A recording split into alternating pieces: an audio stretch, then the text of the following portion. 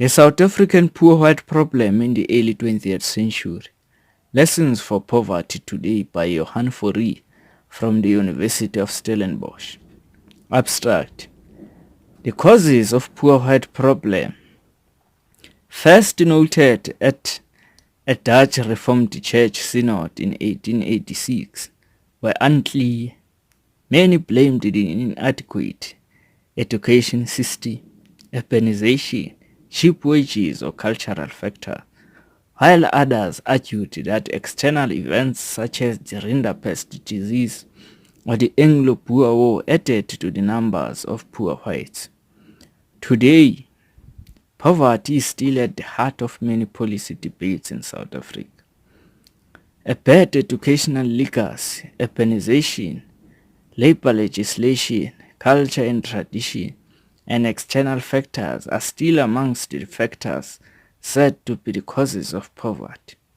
This paper assesses the similarities and differences between black poverty today and white poverty a century ago, and suggests possible policy lessons to learn from the past.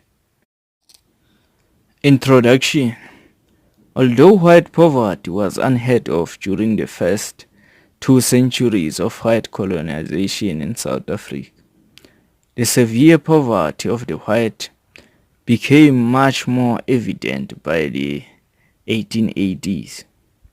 But around the 1930s, ending white poverty was a social, economic and political objective.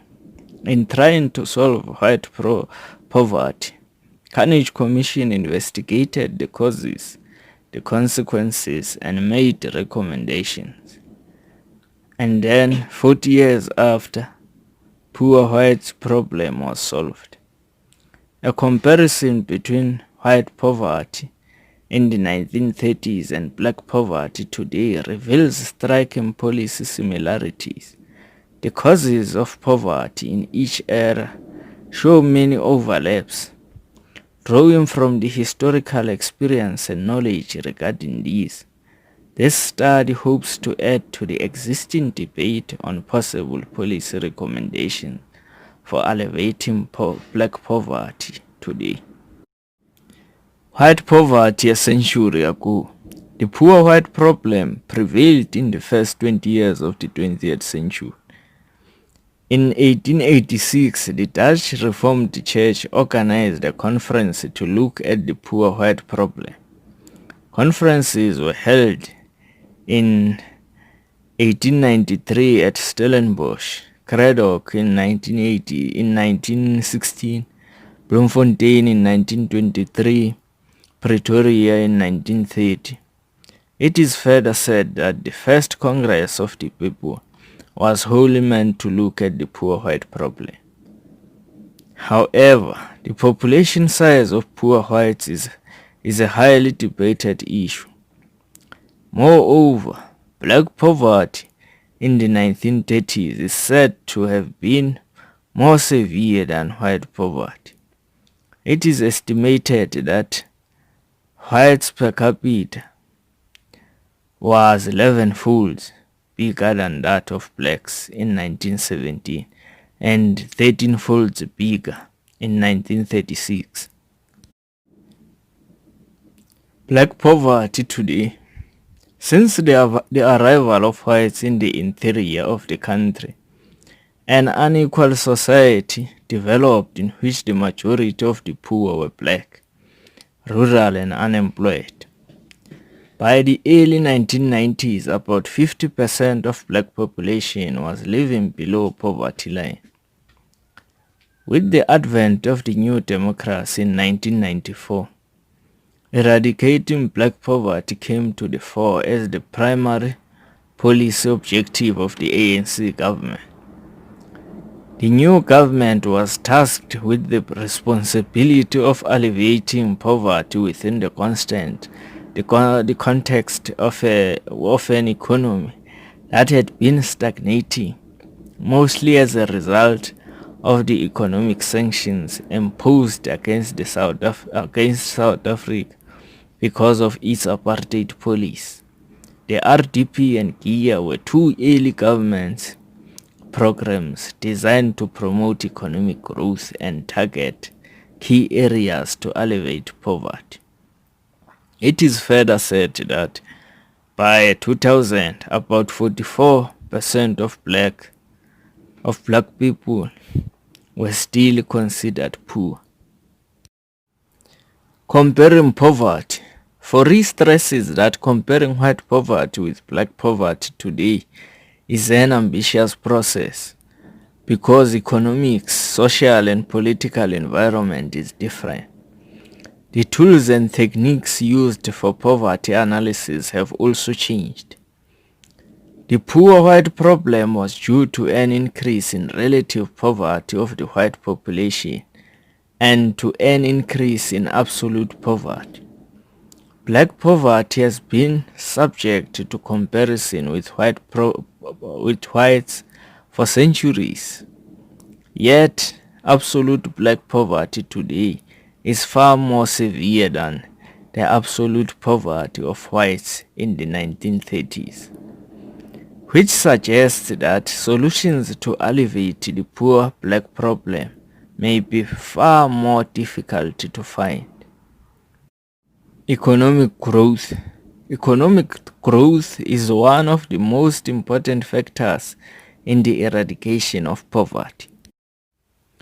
Causes of poverty.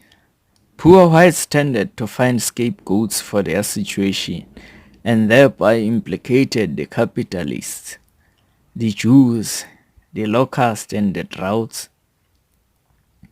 Later explanations for the poor white problem, including those contained in Afrikaner nationalist propaganda, tended to blame exogenous factors such as the colonial exploitation of the British, the Anglo-Boer War, the Rinderpest of 1896 to 1897, or cheap imports of maize from the American South.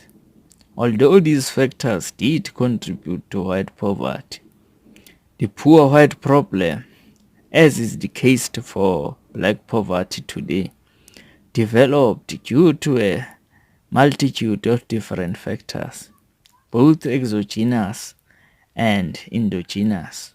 Growing poverty is not a sudden event. Pelzer noted in 1937 the importance of a long-term perspective in investigating the determinants of the poor white problem. Historical factors, educational attainment, labor policies, environmental and demographic changes, language, culture, and political development all shaped a society that experienced an increase in absolute poverty, but an even sharper increase in inequality. Similar to the poor white problem, black poverty today has been explained as the result of various factors. Apartheid policy as well as policies of segregation that preceded it are often seen collectively as a main cause of black poverty, yet without suggesting that segregationist policies did not contribute to black poverty. It is argued here that there are other underlying reasons for the magnitude of black poverty today. Similarly to the poor white problem, black poverty is caused by a mix of exogenous and endogenous factors, including historical factors, education, discriminatory labor policies, shifting demographic trends, language, culture, and of course, politics.